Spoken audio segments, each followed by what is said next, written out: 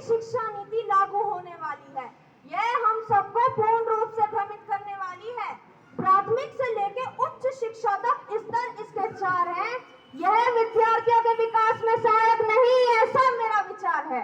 नमस्कार उपस्थित मान्यगण एवं मेरे मित्रों। मान्यवर, मेरे जो विपक्षी मित्र बड़ा चिल्ला कर बोल रहे हैं कि शुरुआती शिक्षा मातृभाषा में, क्षेत्रीय भाषा में, परंतु महोदय इससे तो बच्चों की शिक्षा में असंतुलन की स्थिति पैदा हो जाएगी। मान लीजिए एक बच्चा तीसरी कक्षा में पढ़ता है और राजस्थान में रहता है। यदि किसी कारणवश उसे पंजाब जाकर पढ़ना पड़े तब उसकी ना तो खम्मा गड़ी रहेगी और ना बल्ले बल्ले।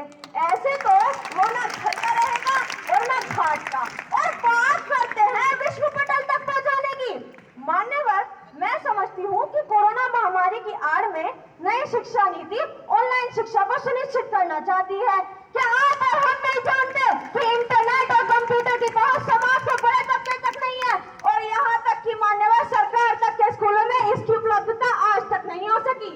ऐसे में ये विचार कल्पनात्मक, अधिक और यथार्थपूर्ण लगता है।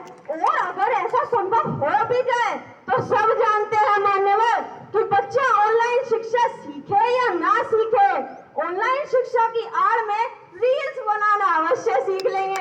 यही तो हुआ है कोरोना काल में। उपस्थित सज्जनों, यह नीति बालक को शारीरिक रूप से स्वस्थ बनाने की बात करती है और साथ ही बोर्ड परीक्षा कराने का प्रस्ताव भी पारित करती है। क्या इतने मानसिक तनाव में बच्चा स्वस्थ रह पाएगा?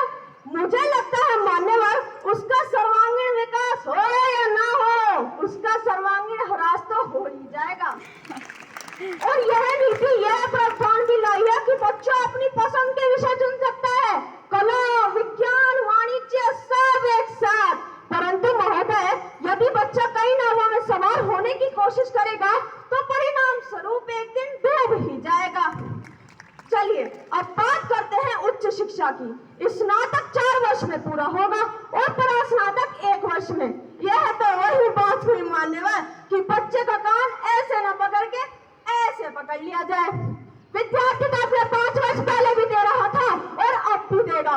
और इस नई नीति के अनुसार उच्च शिक्षा के बाद सीधा पीएचडी कर सकते हैं, एमफिल की आवश्यकता ही नहीं। यह तो वही बात हुई मान्यवर कि वर्णमाला सीखो मत, सीधा अध्याय पर आ जाओ। महोदय, मैं समझती हूँ कि इस नीति को बनाने में थोड़ी जल्दबाजी की गई है। थोड़ा और समय ले लेते, थोड़ा और धैर्य रख लेते तो और अच्छी हो सकती थी। अब अंत में मैं बस इतना कहना चाहूंगी कि ऐसी शिक्षा नीति से नहीं हो सकता बच्चों का बेड़ा पार, ऐसी शिक्षा नीति से नहीं हो सकता बच्चों का बेड़ा पार। बहुत सी कमियां हैं इसमें जिनमें होना चाहिए सुधार। धन्यवाद।